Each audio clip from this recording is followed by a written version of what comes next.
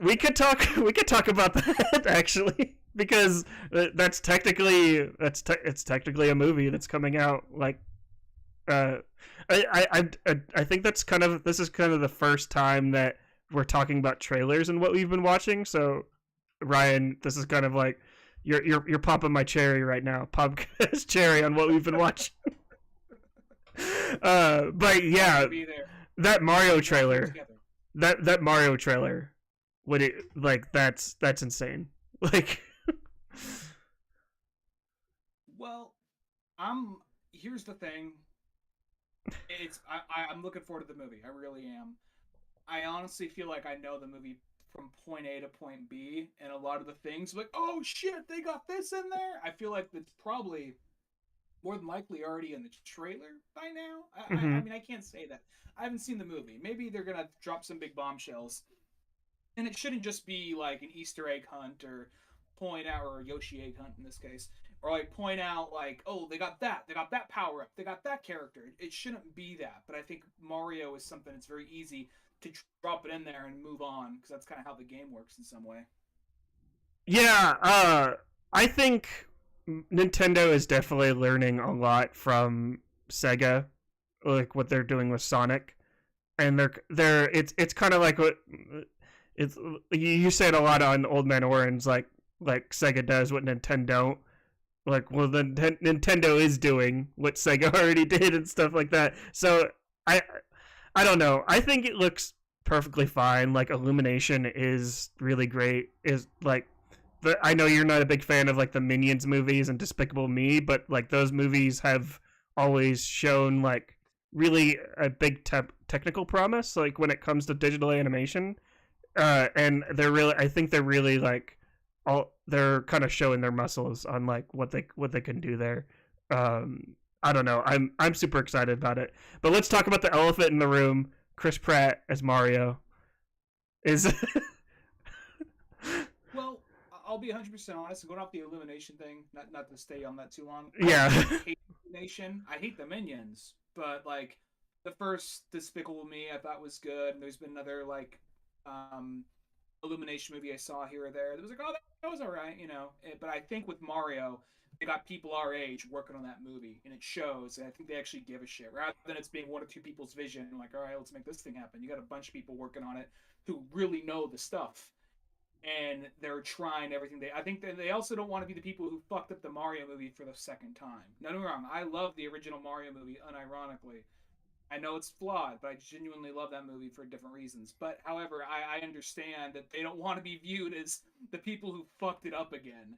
So I Mm-hmm. think they're going all in and making it look as good as it can. Now, Chris Pratt, though, Chris Pratt, he's by zero means my first choice, but at the exact same time, I kind of get why they did not go Charles Martinet. I know Charles Martinet can do more voices than Mario, but I mean, like it's a me, man. That get old after a while. Mm-hmm. When I think Mario, I almost imagine kind of like pre Charles Martinet, like back in the even though the show wasn't that good, but Super Mario Super Show, or even the Mario Brothers movie with Bob Hoskins, where he's a tough guy from Brooklyn, but he's got a heart of gold. That's kind of what comes to mind when I hear Mario.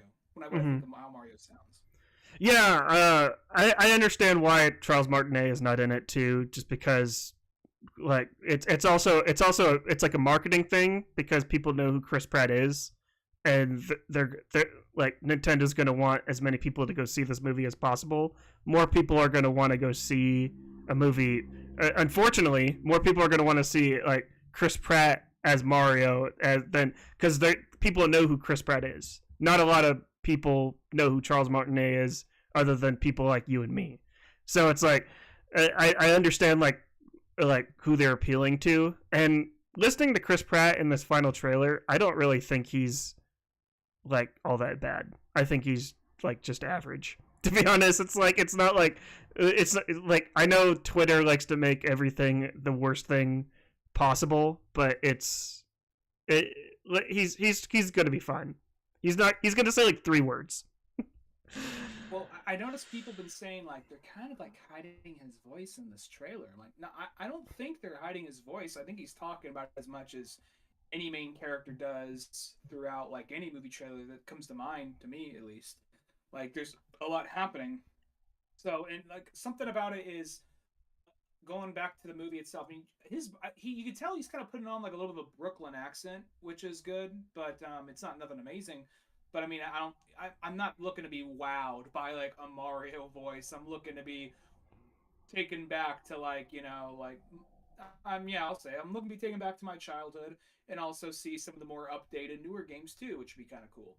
But like something else I really appreciate is when I first heard they're doing this movie. I'm like, well, I don't know, I have no idea, but hopefully it's not just like a silly movie in a Mario setting. It's an action movie. It actually is an action adventure movie because that last trailer, the other ones had like a big sense of scale and had action in it, but this last trailer was like we like they watched a bunch of Fury Road leading Mhm. up to that, like editing that trailer. Like I was getting amped with that trailer, with the music picking up and like Bowser like let's end this, and then like the abrupt cut, like shooting the shell, like zigzagging between the different like parts and all that. They're all like Mhm. weaponized and shit.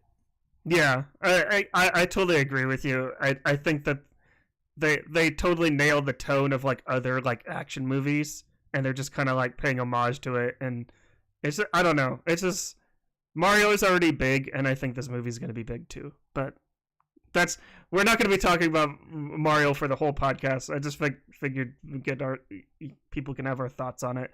But that's pretty much all you've been watching. Yeah, just the view, that trailer, and as far as that's about it, really. Yeah.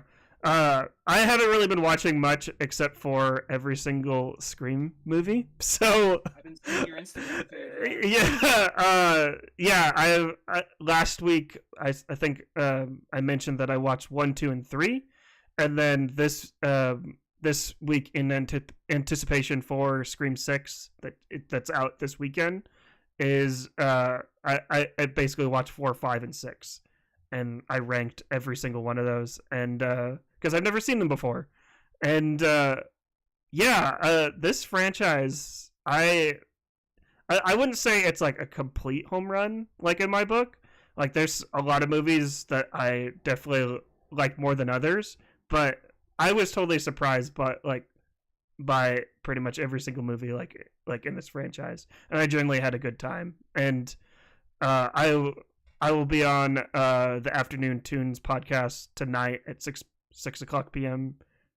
Central Standard Time, talking about Scream 6. But yeah, it's the Scream franchise. If you haven't watched it, I highly recommend it. So, have you seen it, Ryan? I've only seen the first one. Mhm. I'm not. The thing is, I'm not big on slasher films. I mean, there's certain slasher films I like, but I'm not really. It's not my favorite genre. But I'd be willing to check out Scream because I know the impact it's made on horror, the horror genre itself. I also think it's kind of I'll say it does feel kind of. It's always kind of like a good feeling. I think when like there's a franchise that's kind of, whether it be like a show or a movie franchise that you known about, but you never really went and checked out. And you go later and check, oh my god, I love this. So you have all this stuff that it's kind of like seeing, like because for like after a while you've seen everything, like oh this other thing over here, and you finally check it out, like oh I've been sleeping on this whole time, but you're almost kind of glad that you can still be surprised by something.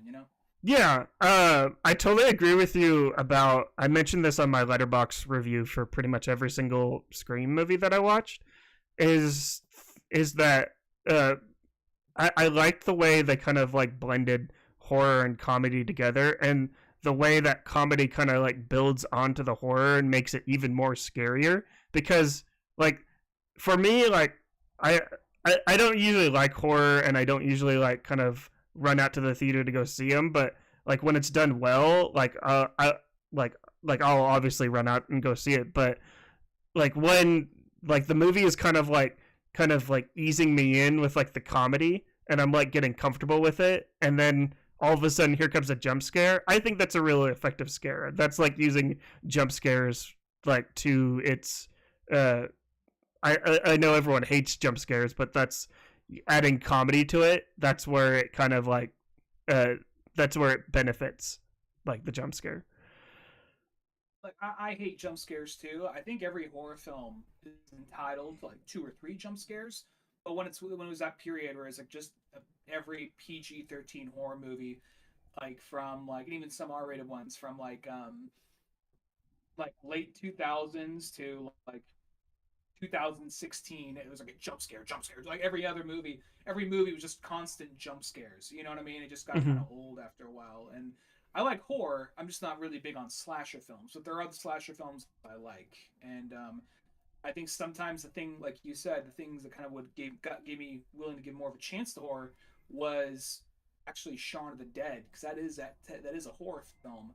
And then you want to, well, let me actually check out what the real, like the real thing, like Night of the Living Dead, Dawn of the Dead. Now let me go check out this over, and then just Evil Dead 2 is a horror comedy, and that going, oh, let me check out this over here, so kind of I thought horror comedy is always kind of a good way to get people in the door to check out horror itself. Yeah, and I think what probably like this happens a lot more in the earlier films, like the later films, they get a little bit more serious. But Mm-hmm. probably one of my favorite things, like since you've seen the first Scream, like you could probably agree to this. One of my favorite things just about Scream in general is like Ghostface, like the main killer, that's basically like going around like stabbing people. He's kind of clumsy, and the way he like comes in, like busts down like a door and just kind of like is just like looking at his victims and just kind of like it's always kind of like he does it in such like a clumsy way, and he's like tripping and falling like over everything. People are like shoving bookcases and he's just like falling back. I just think that kind of like aspect of like Ghostface was always like super like charming and like unique. It's like it's almost kind of like Ghostface is just kind of like he's not like Freddy, he's not like uh Jason for Freddy or Jason. He's just like a regular human being just trying to like kill these people, and he's failing at doing so. I just think having that clumsy aspect was actually really cool part of like the Scream franchise. Yeah, and there's even that part, like something I only seen it like twice, but this part that always stood out to me. There's a part in the first Scream where I think she was already attacked by Ghostface and got away, and then it's going around the school and everyone's making fun of her and saying, "Oh yeah, whatever, your mom killed herself or whatever." And then Ghostface approaches her in the bathroom and attacks her in the school, but we don't really know for a solid fact if that was one of the two, Ghostface that actually was a killer, or if that was just some dickhead kid playing a prank on her. We don't really entirely know. I haven't seen the movie in a long time, but that was something that kind of like that was interesting. Like we don't really know if that was an actual kill attempt or just some dickhead fucking with her. Yeah, and that's another aspect that you just said right there that Scream does, is that it's horror, it's comedy, but it's also a detective film where the audience is trying to figure out who Ghostface is, and also the characters as well, and that's like that keeps people engaged. It keeps people engaged with the film. But yeah, that's pretty much all I've been watching besides Winter Sleep. The Scream franchise. Everyone should go check it out. You can check out all of those. You can check out every single one of those movies on Paramount Plus. And then Ryan's pick, you can watch on Netflix. Am I? Yeah, Netflix. Yeah. Um, but uh, but that's pretty much what we've been watching. Let's get into our featured review with Winter Sleep. And then pause for a dramatic effect. Okay. All right. That was a trailer from Winter Sleep, a film directed by Nuri Ceylon. Nuri Ceylon. I think I said that correctly.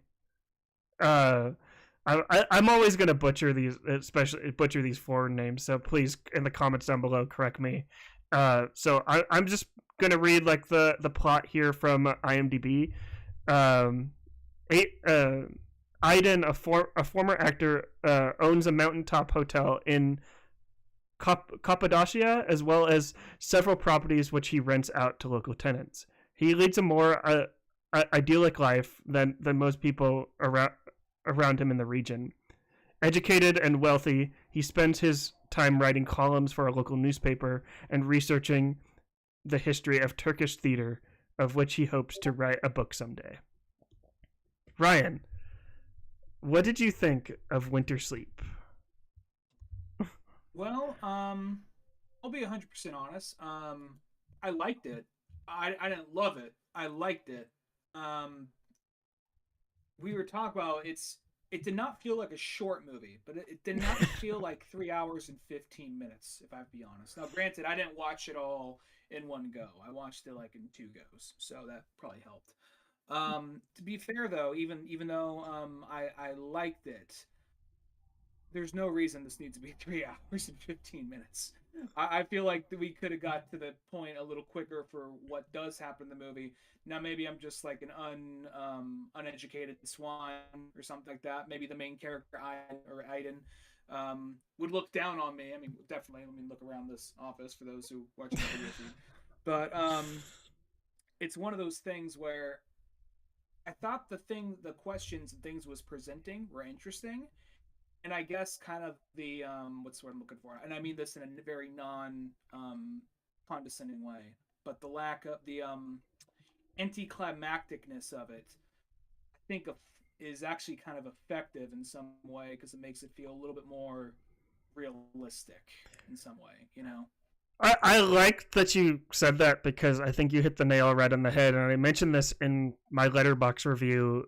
Is that I think that the 3 hour length is a 3 hour and 15 minutes sounds very intimidating, but the fact that it's 3 hours, it really just feels like it's like a really long conversation with like these individuals that are like on screen.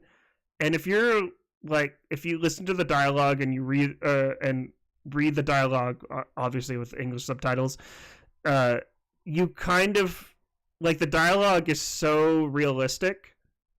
You kind of feel transported into like this room or with these characters, and it just kind of feels like you're just like witnessing like this conversation with like these with these characters like on screen, and that was like super powerful and like enthralling for me. And it also is a little bit enraging too because I think Aiden is kind of a dick, to be honest. Aiden, just because it's just like he kind of reminds me of a little bit like I know you saw Banshees of Inisherin. The No, I wanted to. Spencer saw it. I oh wanted okay, to. I thought you said you saw it, but it kind of like this film kind of reminded me a little bit of like a film like that. How it's kind of like super quiet and really about just like these characters like talking like back and forth, and like basically like and with themes of like the different classes like rich and poor and stuff like that. Yeah, no, I guess that's part of the thing with the movie because I mean, here's the thing. I say maybe to understand some things better or like appreciate it more, I might need to watch it again, but I'm not going to watch it again. 3 hours and 15 minutes. But at the same time, it sounds like I didn't like it. I actually liked it. I did, but it's just something to the effect of like when you bring up the story, it's like a landlord and he's kind of a dick to his tenants and with focuses on the class struggle and the divide and all that. Mm-hmm. I'm thinking, well, he's clearly the main character. Maybe we're gonna see him interacting with different tenants and get different specters, or like see the how he approaches his tenants differently. But the thing about that is he doesn't. He doesn't really. There's only really one family we see him interact with a few times. The times he interacts with that family is very sparing, and then everything else is just kind of hearsay. And beyond that, it's just kind of watching him for the most of the time, him interacting with his family and his Mm-hmm. family calling him out on his shit. And there's even some things he was bringing up. Now, keep in mind, I'm by no means defending shitty tenants. I had one of the world's worst, not tenants, not shitty tenants, shitty landlords. I had one of the world's worst, one of the world's shittiest landlords. There was articles on my landlord. I'm not bullshitting. Now, Like so most keep in mind, landlords too. Like most landlords too, because all landlords are scum of the earth. So YouTube's gonna demonetize us, but whatever. YouTube's a wonderful thing. We love YouTube. Don't let us out, YouTube. No, but like it's I mean, no, literally, there's like 2 or 3 articles on my when I lived in San Francisco. There's 2 or 3 articles written about my landlord. So total piece of shit. But so keep in mind, I'm not trying to defend bad landlords. But at the same time, there are things he was saying within interpersonally of his family, not the way he treats his tenants, but interpersonally with his family. There are some things like I kind of see where he's coming from, but I also kind of see where they're coming from. And there was a little bit of this kind of like balancing act of like, well, who's right, who's wrong, and I didn't find myself hating the main character because the thing is, he seemed like a guy who was like even-tempered, calm. He wasn't like, you know, a guy with a bad hunch and a monocle, like, you know, boy, my what, you know, hitting him with a cane or some shit. He was an artist. He was an artist, like part-time or full-time, really. Yeah, like he was a guy whose he's wealthy, but his dreams of being an artist did not pan out. Being an actor did not pan out. He was a writer. He was intellectual. But like he wasn't like if he talked to people, he may have been kind of like when he was getting irritated, he may have been kind of shorter and dismissive. But he would never like, you know, he's like, my kid's really sorry. My kid's really sorry. Like, it's fine. Don't worry about it. Don't worry about it. Or there's like we're gonna pay you back for the window. You don't. There's no rush for the window. I mean, yeah, you're gonna have to pay back for the window, but it's not a big long rush for it. So don't worry about it. You know what I mean. So there are things kind of like there are some things he does that are really dickish, but he's not like. He never came across as the worst guy, but he also never came across as the best guy either. Yeah, and I think what one of the important things that I got from this film too is that it's I know it's really popular on social media to like cancel people and like say people are like horrible human beings for like doing certain things, but like what this film kind of illustrates like kind of perfectly is like walk a mile in someone's shoes to see like how they live. Like when he like when like the family with the boy that like broke the window, like he was like constantly like judging the family, like in the beginning of the film where like like those like his tenants are like destroying destroying his place, and like they live in like such a horrible like living situation. Like they live like all messy and they're like an eyesore. But but once he started to get to know them, he realized like, oh, they're actually like decent human beings. Like when like towards the end of the film, like when he went over to like talk to them, he like they were like offering him tea and like just making sure he was as comfortable as possible. And it's like one of those things that's like if you walk a mile in someone's shoes, then then you start knowing their perspective instead of like constantly like judging them without actually seeing how they live the world. Yeah, and this kind of it's going to link back around to what you were just saying, but it's also kind of like once again, I'm not trying to like if you give me a side like the tenant or the landlord, I'm always going to choose the side of the tenant. But at the same time, this majority of the time, at the same time, even though like it did have kind of like the main character is kind of like almost the main antagonist of the movie, but there's also one little other aspect. There's the father of the kid, because we keep referring to the family. The family has the family that are the tenants. There's a little kid. There's a grandma. There's 2 brothers, the younger brother and the older brother. The younger brother is the one keeping shit together. He's a religious man. He's very humble. He's very nice. He's just trying to make everything go as smooth as possible. And then the other brother is like, I'm not sure if like he's like, I'm not sure if he's mentally off or if he just has rage issues or what. He definitely has a drinking problem, I think they say, and he's not working since he got He was in fired. prison. He was He in was prison. yeah. Yeah, he was in prison, and he's having trouble finding work. And but he goes out drinking with his boys. When we first see that guy, we didn't know all that information, but we knew that there was tension there. And then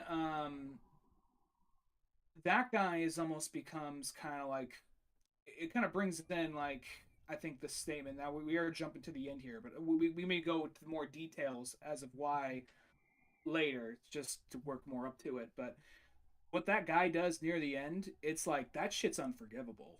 That shit is just Mm-hmm. flat out fucking unforgivable for the whole situation. So sometimes it's like you could be on the right side of things, but if you're not willing to like take the hand or to help out, like, or help, be willing to push your pride aside, you're just fucking everyone else over. So like that guy, I was like, I hated that guy so much by that point in the movie. Like, Ari might like because at some point they're like, I guess one thing that I've been stammering long enough. You get the idea. Well, no, I'll let you talk.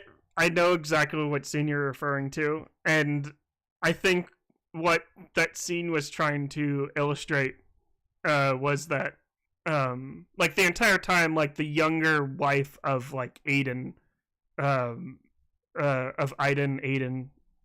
We said his name different ways throughout this podcast multiple times, but I think what that scene was trying to illustrate was that she was like, oh, let's give them money because that's what they'll need to like be successful and happy. But when it all comes down to it, like even if someone is poor, money isn't necessarily going to solve everything. Like yeah, it's definitely going to help, but the fact that that like this woman thought like all this money was gonna like help them, like yeah it would have, but obviously that they were perfectly happy, like because like when she walked through those doors, like they were the ones that greeted them, and they they renovated like the apartment, and just kind of like they're living amongst their means, within their means. And it's like just because it's kind of like I felt like her like charitable donation for them, for this family was kind of like, I don't know, it's, I don't want to say GoFundMe, or just like those celebrities that kind of feel like, hey, I feel like doing good in the world, so I'm just gonna like here's $100, and I'm like, I don't think like yeah, thanks for the $100, but I got other issues like going on that money isn't gonna like help with that, help with the problem. I understand the throwing. I understand like what like that brother did was unforgivable, but I can see where he's coming from. Here's the thing with that. I if it was strictly just him, then I would kind of like, all right. He's just saying, "Fuck you. I don't need your money." And what you just brought up, that's a good point. But they show that they're in squalor, and they showed they've been having trouble paying the rent. They showed, and they gave them enough money. They said this is enough to buy a house. So with that, they could even go somewhere else if they wanted to, or at least get help, use that to live off of to get by. And I'm not saying like we should rely on charity for all means, but the idea that the younger brother who was working and keeping everything together was like so happy. He was just so happy they got that money. Like, oh my god, thank you so much, thank you so much. Oh, I can't believe, And then this fucking dipshit just staggers in like, oh really, And then like that's money that could have helped the whole family. I mean, that wouldn't fix everything, but it would definitely help. Like the grandma was cold. They didn't have a TV. They didn't have a fridge. There's all these things they just didn't have that were taken because they couldn't pay the rent on time. And this was something that could have helped them out. And this guy, independently, without talking to the rest of the family, just was being like a prideful dickhead and chucks in the fire. And then the kid is looking through like the door, the crack in the door, sees it, and has a look of shock, like, I can't believe my dad just fucking did that. So I almost like kind of took it as like, I don't know, maybe I'm not saying shame the poor. I'm not saying that, but at the same time, I also feel like it's saying something like some people don't want to be helped and some people can't be helped. I think it was something saying something to that effect. Yeah, I agree with that, and a lot of it's kind of like not saying like these people are homeless, but you kind of get the same situation like in real life with like homeless people that like if you when they're asking for money and I give them like $1 and they're like, oh, I don't want that, and they're like, well, it's it I don't know, it's kind of like one of those things like not being grateful for like what uh for what's being given to them. And I'm totally with you. I felt like what the guy did was unforgivable because it wasn't like a collaborative like the family didn't like all agree like let's not accept like this offer. He was just like, no, I'm gonna do what's right, what I think is right for my family, and not like what everyone thinks is right. And seeing as that guy didn't have a job and he was out drinking, I'm like, who the fuck are you to make that call? That's kind of my thing with that character. And also, just like the idea of like the kid had this look on his face, like, Dad, they took our fridge, they took our TV, they took my fucking Bakugan cards or whatever. Come the fuck Mm-hmm. on. He was wearing like a Bakugan shirt like 2 or 3 times I saw. So Mm-hmm. I don't know anything about it. I just saw like, oh, okay, it's one of those. So I've heard of it. interesting. I've heard of it. I just don't know anything about it. But I don't know anything. I know it's a Pokemon ripoff. That's all I know about. I just saw he was wearing it like 2 or 3 times. Like, oh, I wonder if there's like a brand deal with this, but with this art house movie. But but the thing is though, it was just one of those things. Like, we're spending a lot of time on this part because I think that is probably the part with the most conflict in the movie. mm-hmm. Because ultimately it is just kind of a very like the cinematography is beautiful. There's like a lot of beautiful cinematography, but there's one camera shot that really impressed me, and I'm sure if I looked long enough, there'd be other ones that were fantastic. But there's the shot where we kind of like the camera, like after the kid throws a rock at the car and cracks the window, we're looking at like the kid running off into the around the corner, and then the assistant grabbing the kid and dragging him back, and then it zooms out. We realize, oh, we were watching that through the cracked window. Mm-hmm. Yeah. There's that shot, and then there's a shot like towards the beginning of like of the film where it's showing Aiden. It's showing a shot of Aiden's like back of the head, and it's kind of like going zooming into the back of his head, and it's almost kind of like the film, like it's almost kind of like Nuri was kind of like showing the audience like from this point on, this is Aiden's kind of like perspective on how he sees the world, and really like like that's it's basically true that we are kind of like seeing like the like Aiden is really like the main character kind of like going throughout this like going throughout this entire like film, because you're seeing like his like who he how he kind of sees the world and how he kind of like sees like the people around them and how he judges them like based on that. Yeah, and going back to Aiden, I think one of the other things is because you hear on paper, you hear about this guy, like, well, I don't want to watch a movie about some rich asshole that's making the lives of other people miserable.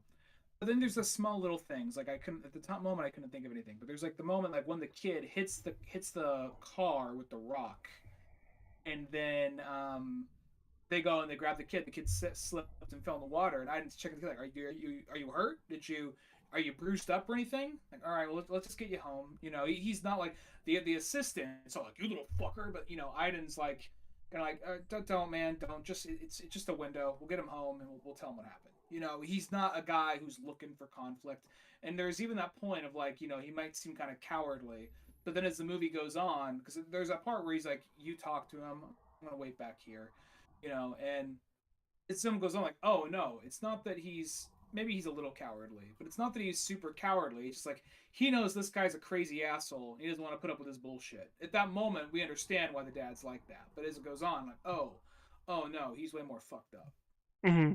And uh, I think that like with the kid like throwing the rock at the window and breaking it, that's like the kid kind of lashing out, like saying like he hates like this, saying he hates this guy, and like how like villainizing Aiden, even though what I like about like what Aiden says like later in this film, he's not necessarily like the bad guy. Like he doesn't like he doesn't want like it's really like the like collections that are coming after like this family for like not paying rent and stuff like that. Aiden is basically like the middleman where he's just owns this property, and like the company that like he doesn't know what they're doing. Like I believe he actually says that like later in the film. Like I like he has no ill will. He doesn't hate like these people at all. Like he doesn't know like what's going on. But like that's like the thing.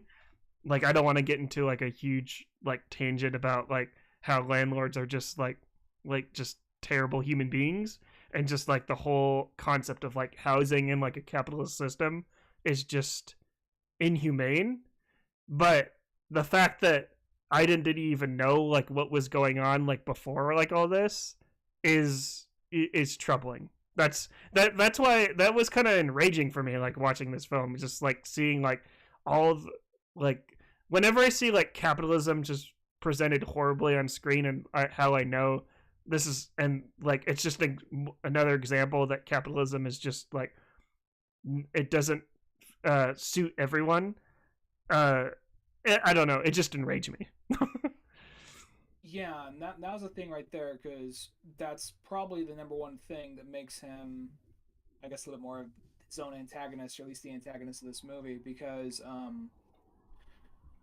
like on a social, personal level, he's fine. I mean, he can be kind of a dismissive dick to some people, but he's not like the worst person, and he offers people, like even after the kid like threw a rock and fell over down like some rocks, he wasn't yelling at the kid. He's making sure the kid was okay. Mm-hmm. And even the family, he says like, you guys got to pay me for the window, but it's not like, not a, you don't there's not a rush. It is expensive, but it's not a rush. We'll worry about it later. But the thing is the fact that he's so kind of like, he separates himself. There is something he could do about it. He probably could even go to the debt collectors, like, just hold off him this week, or we don't need the money right away. But there's something there's multiple things he could do. But he's just like, what do you want me to do about it? Like, he's kind of like not taking responsibility for what they're doing, and it's like he's like one of the only people in this town that's doing really good because he owns most of the property. So, or at least owns a lot of property. Maybe not most of it, but a lot of property. So it's just one of those things of kind of like, once again, I did not hate the main character, but I kind of understand why everyone else did. And I just think it's kind of an interesting, it's more than anything, just a very interesting character study on him.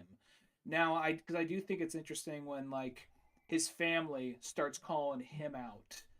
But the thing that makes that interesting to me is once again, maybe it's a 3 hour movie, so I don't remember every bit of dialogue. So maybe some of the things escaped me, and maybe there's a moment where I like a sentence or two got by me in reading the subtitles.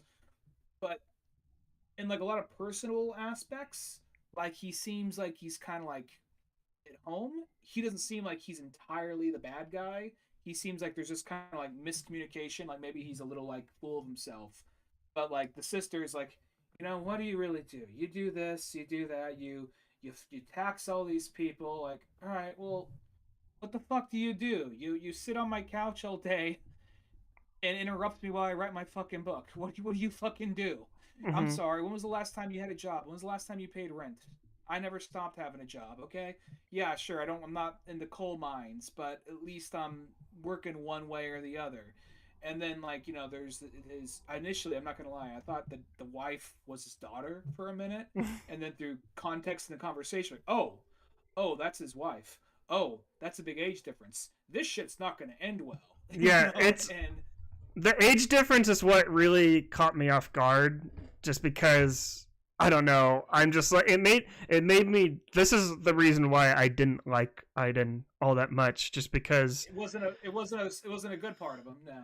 No, because like he basically there's two wives like in this film. From what I gathered, was there The was other this lady was his ex-wife. sister. Yeah, the other lady was a sister. I thought it was ex-wife. I think Nekla was his sister. Yeah. Okay. Yeah, we can cut that part out. Maybe I'm wrong. I might be wrong. Uh. Yeah. Hold on. We could cut this part out. Sorry. I might be wrong, so we can check. Just on the live stream, people can watch us being idiots together. Yeah, Nekla, a recently divorced sister. Okay. Yeah. Oh wait. Yeah, okay. Yeah. Okay. Rewind, and then we'll pick up where we left off. Um. So. Yeah. Basically, I don't know. The way Aiden was uh treating like Nekla, like just kind of the way he treated Nekla and like his wife were just I don't know. It was just he was just a dick, and just like the age difference between him and his wife were just it made me feel uncomfortable, to be honest. He seemed kind of like somebody who would be fine in the conversation, but the second you start talking about art and getting into philosophy and whatnot, that's where like, oh shit, he's gonna go really get really fucking pompous here, and that's what kind of happens. That usually leads to a big argument, and I don't want to make it sound like he doesn't seem like that bad. I mean, there's more like scenes like he has with him, like there are scenes he had earlier on which are okay, but it just seemed more of kind of like, how do I put it? Because I don't want it to seem like some kind of Andrew Tate thing, like these fucking women living off him and he's doing all the work. I don't want it to look like that by any means. But I mean, there's a little bit of this thing of like he's like, we don't really know entirely what they do. I think that the wife, I think that she just kind of, Nekla just kind of hangs out at home, and then the wife kind of goes and manages some of the other properties, but we don't really see that, so maybe we don't get much of a vibe of what's happening there. But she's all kind of altruistic, and she wants to make the world a better place, but she's with this curmudgeon old, like, pompous old man, and I that doesn't really help his personality. I think because it just shows maybe he wanted someone who is easier to control or would not maybe challenge him. I'm now putting that together at this moment. Maybe he wanted someone who, yeah, she's hot, but she's not gonna like push back. I'm fucking loaded. What's she gonna do? We got married, because she was like late 20s, early 30s. So that means they probably got married when she was in her like mid to early 20s. Right. Yeah. I don't know. It just was It's super weird. uncomfortable. It's uncomfortable. Yeah.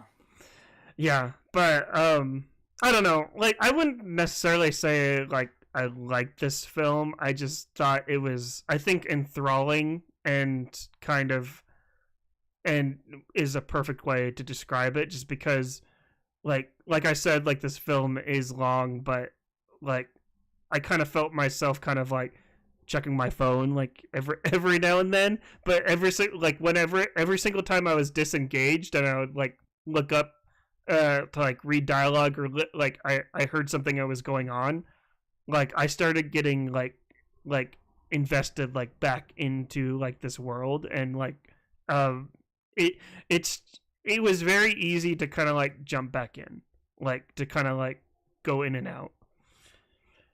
Well, I think like the one-on-one conversations they would have were really well written, Mm-hmm. because even though it's like another language and you're reading it, and there's always some little form of disconnect on, like, just like between, because you can't always pick up on all the nuances of the performance if it's another language, but I was still able to kind of get, I feel like, majority of that. And that is where I think the movie does really good. And I honestly think this would be like I think I'd like the movie a lot more if this was just like a 2-hour movie. Now I'm sure the director would be like, blasphemy, and like, no, but like, But at the same time, like I just the director. I'm just thinking like if the director like heard you say that, he'll be throws a like, beret in the air. Like, how could you? he'd be like, you stupid Batman lover, like you don't understand the nuance of winter's sleep. Yeah, I guess I don't. Well, maybe it might be also more of like a cultural thing. There might be more. We were able to pick up on the the thing about generational divide as well as like economic divide. But there Mm-hmm. might be something that's inherently like like Turkish about it that we just don't know enough about to pick up on. For sure, The for sure. thing is, go Well, ahead, sorry. no, for sure. Like to add on to, like what you said about the generational divide and just uh like rich and poor is it's funny just kind of like going back into my capitalism rant a little bit just because it's funny like everyone here in America is like talking about like how capitalism is like a horrible system and we think that's like an America only like issue, but in reality, it like it's a global issue. Capitalism doesn't work for everyone, not just like Americans. That's like one thing that I kind of found like enlightened about it. I already knew it, but it was nice seeing like it presented in this way. Yeah, yeah. It was glad to see that, and also just not in the typical like through an American lens, just through Mm-hmm. a different way of presenting it. But it was still, when you see it. It's all very like it's very show not tell in that case. Which was, I mean, there are moments they tell you, hey, those some debt collectors came and took the TV or whatever. But yeah, ultimately, I mean, I guess I'd say I like the movie, but I have Mm-hmm. zero desire to watch it again. I think I got the gist of it, but at the same time, I guess I feel like I've seen in this movie's defense, because every so often you think about like 3 hours and 15 minutes. That's fucking long, and it is fucking long. But I've seen like just 2 hour movies that felt like more like I thought this was gonna when I thought this was gonna be very pretentious, and I kind of wanted to. Well, I never seen this movie, and I don't know if I've ever seen a Turkish movie. So like, I'll hop on this episode with Marley, because it'll be kind of just fun to expand on that. So Mm-hmm. I'm not gonna lie, I wasn't sure. I wasn't sure if I was prepared for this, and the movie was not nearly as like bougie or pretentious as I thought it was, because there as I thought it was going to be. And cause there's like 2 hour movies that feel like 5 hour movies that are way more bloated and way more pretentious and way more like pinky out than this. So Yeah, I agree, and like I'll go back to like what I said. It's like it's 3 hours long, but every like piece of dialogue, every moment in this film felt necessary. and I guess that's the thing where maybe like all the conversations I was always hooked. I was always hooked, and I was always curious to see how the scene would end. But I was just, I guess, in some ways, I was a little let down that some things didn't pick up, and in other ways, I guess I'm kind of like glad it wasn't super.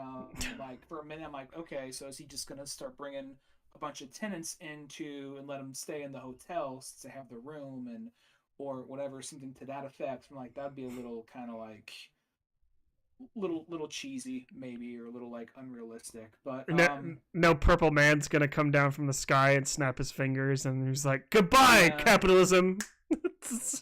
Oh shit, this is leading in. Man, no, this is Yeah. But what were you gonna say? Sorry. maybe no. There's a didn't stay around for the post credit scene. That very well could have happened. So, It's Thanos will return. No, I'm just kidding. I'm wondering if like just yeah. I'm just thinking about that like Aiden will return. No.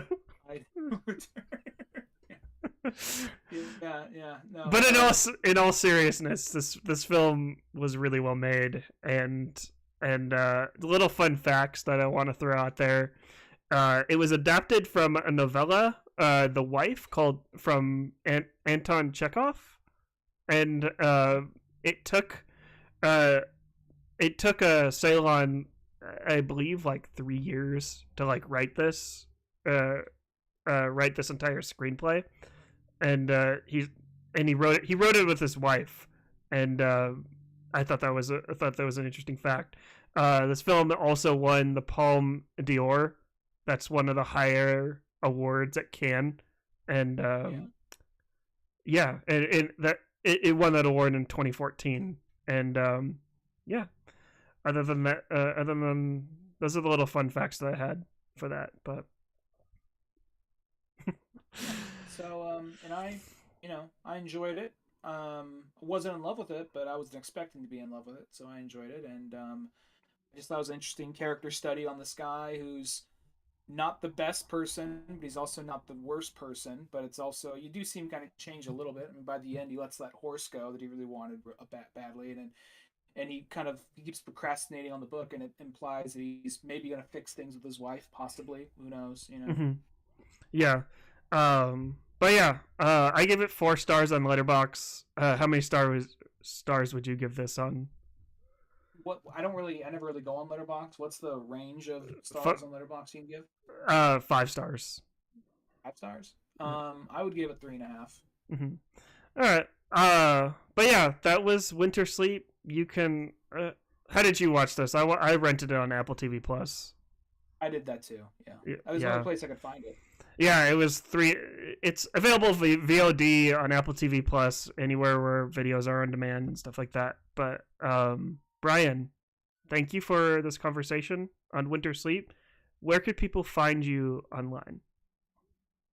So I do 2 other podcasts. I do Old Man Orange with my good friend Spencer Scott Holmes, and I do Octarock Talk with my good friend James Artville.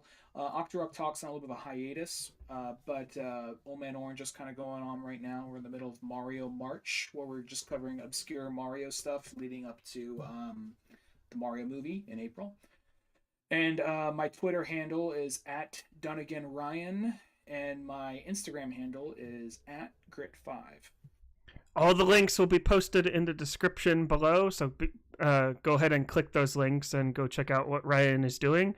You can follow me at Marley Loves Film, as you can see on the video feed, Twitter, YouTube, Instagram, TikTok. Huge shout out to anyone that's watching on the Marley Loves Film YouTube channel. We just hit 50 subs on YouTube. So shout out to everyone that's subscribed and listening to the podcast. That's really great. You can also subscribe to the Real Lovers podcast on YouTube. Basically just kind of reposting this podcast on here. You can also Real Lovers podcast also has Instagram, Twitter. Just search it up. It's on there. All links will be in the description down below. Stay tuned here in a few minutes to figure out what we're going to be talking about next week on the Letterboxd Top 250 series that we are doing. But yeah. Ryan, do you have anything else you want to say or plug or mention? Nothing popping to mind right now, but thank you for the opportunity. All right. Yeah, I don't really have anything else to mention either. Just keep watching movies and just join us next week when we talk about the number 245th film on the Letterboxd Top 250 network. And cutting that out. I can give a better reaction if you want. I just wasn't. Oh no! I'll cut it out. I'll cut that part out. But anyways, I'm Marley Silverbrand. And I'm Ryan Dunigan. And keep watching movies. See ya.